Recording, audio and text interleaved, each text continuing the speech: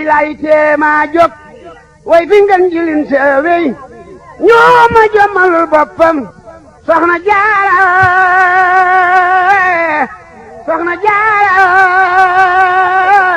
Sokhna Mariama Bousso dite Mame Diarra naquit en l'an 1250 de l'Hégire, fille de Serigne Mouhamadou Bousso et de Sokhna Asta Walo Mbacké. Sokhna Diarra descend de par son père de Hassan, petit-fils du prophète, paix et salut sur lui. Sa mère, Sokhna Asta Walo, qui vécut 138 ans, enseignait le Saint-Coran. On raconte à son sujet qu'elle récitait depuis l'âge de 30 ans, chaque nuit, tout le Saint-Coran en 8 rakas. Élevée par ses deux parents, Mame Diarra restitua à 10 ans oralement et par écrit le Coran. À 19 ans, elle termina l'étude des sciences religieuses comme la théologie et la jurisprudence et fit à 20 ans ses premiers pas sur le dur soufisme. Avec l'aide de Dieu, elle franchit la dernière étape symbolisée par l'âme parfaite Nafsun Kamil. Éduquée dans cette atmosphère de piété et de spiritualité, Sokhna Mariama fit de la prière, du jeûne, des dons pieux et du travail son viatique. En tout temps et en tout lieu, elle obtempérait aux prescriptions divines, source de bénédictions et de félicité, et éviter tout interdit, source d'immoralisme et de déséance. De même, elle accomplissait consciencieusement ses devoirs conjugaux et sociaux. Borom Porokhane se singularisa ainsi au sein de sa famille par sa douceur, sa gentillesse, son affabilité et sa disponibilité envers grands et petits. Le décret divin qui est à l'origine de tout lia cette sainte créature au grand Jésus et homme de Dieu, le Kadi Momar Anta Sali Mbacké. Ils eurent 4 enfants: Serigne Mame Mor Diarra, Cheikh Ahmadou Bamba, fondateur du mouridisme et serviteur du prophète, paix et salut sur lui, Serigne Habiboulahi et Sokhna Khady, qui disparut dès leur jeune âge.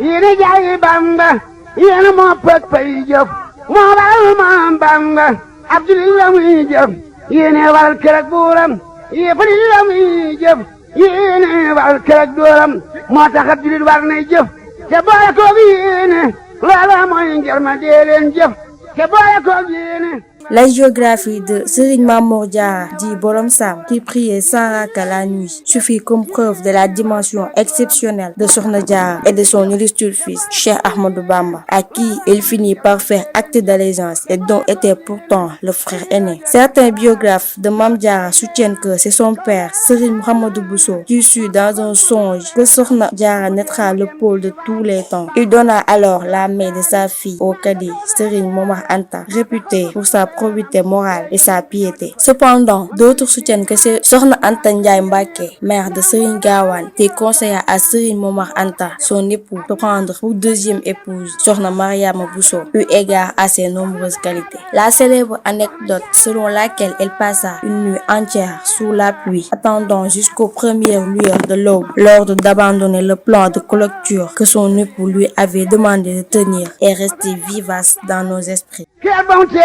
Mor ba fanaane caat tawte moo di sàkketi weñ yi war na kànkaar saate sulux yam defal Maam Mor moo waral tabax jiital ak ba san ba ñuy tooyal kaaba gaa nga Tuuba De même, la majeure partie de ses contemporains certifia que Sokhna Mariama Bousso ne demandait jamais à son époux de l'argent pour la subsistance de la famille. Elle se débrouillait en cas de difficulté selon ses propres moyens pour assurer les repas quotidiens parce qu'elle a l'intime conviction que l'empereur des sacrifices consentis dépendront la grandeur et la bénédiction de sa progéniture. Serigne Moussa Ka raconte qu'un jour, elle est allée même jusqu'à mettre ses bracelets en gaz auprès de la femme qui lui fournissait du lait caillé, qu'elle s'était fait un devoir de servir quotidiennement à son époux. mi war naa tax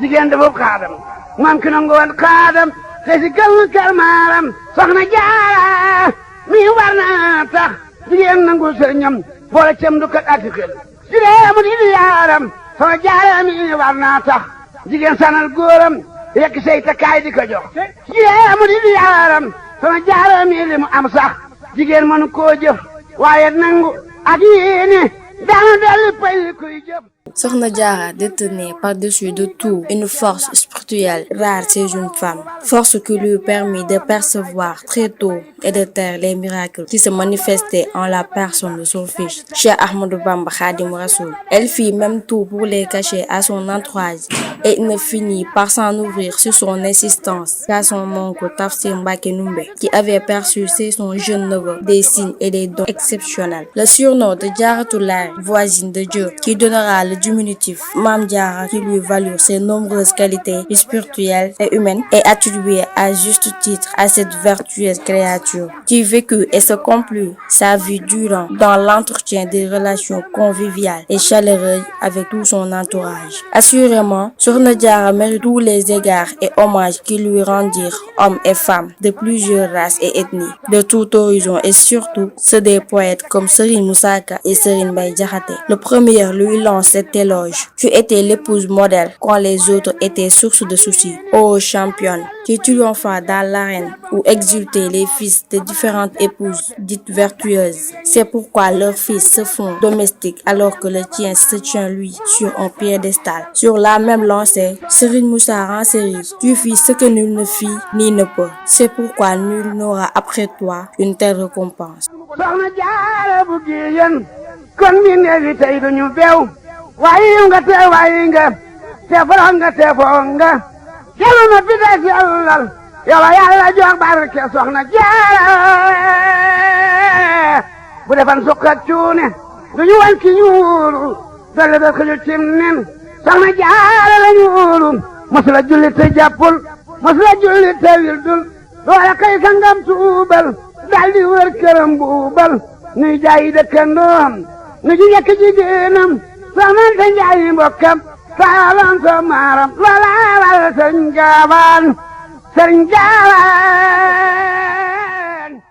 Ô Mame Diarra, quiconque se rend dans sa ville de Porokhane où elle repose avec sa grande mosquée, son imposant mausolée et son magal annuel unique pour une femme dans l'islam et son institut islamique qui accueillit des centaines de jeunes filles, toutes homonymes de la Sainte Mère de Serigne Touba, se rendra à l'évidence. Serigne Mbaye Diakhaté, quant à lui, s'écria: tu n'étais point usurière et tu n'étais point source de conflit. Tu ne disais que la vérité et tu t'y attrignais. Permets-moi, Bousso Bali, que je te tire la révérence. Si l'immensité du résultat obtenu en une si courte vie, 33 ans seulement, devant la petitesse des moyens, permet de mesurer la grandeur de Sokhna Diarra, tenter de suivre ses traces nous permettra à nous autres femmes mourides de poser le pas sur le chemin qui nous mènera vers l'ascension spirituelle.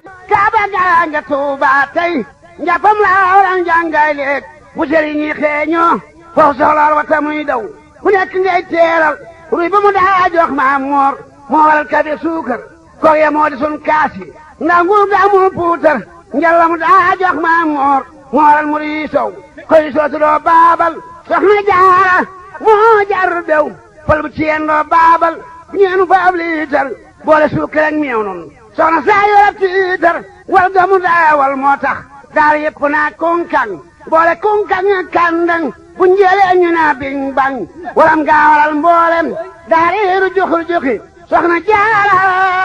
moo mën a wal ñëpp a ngi luxur luxi loo wal jéggi daaroo ngi fal yu luxur luxi Sokhna Diarra moo amu xew ñëpp a ngi fan na fan naxi Sokhna Diarra soxna yaa ngi monjana ñax na ñaxi bu sa baali moo aye tey ñëpp a ngi jamax jamaxi terum daa daw moo tax sun saxaar gi naa rëg rëg foo soxla ñu jox paasam boo du jéem naa ding dang ba ci njaay tëggati na joolooli génne leen paase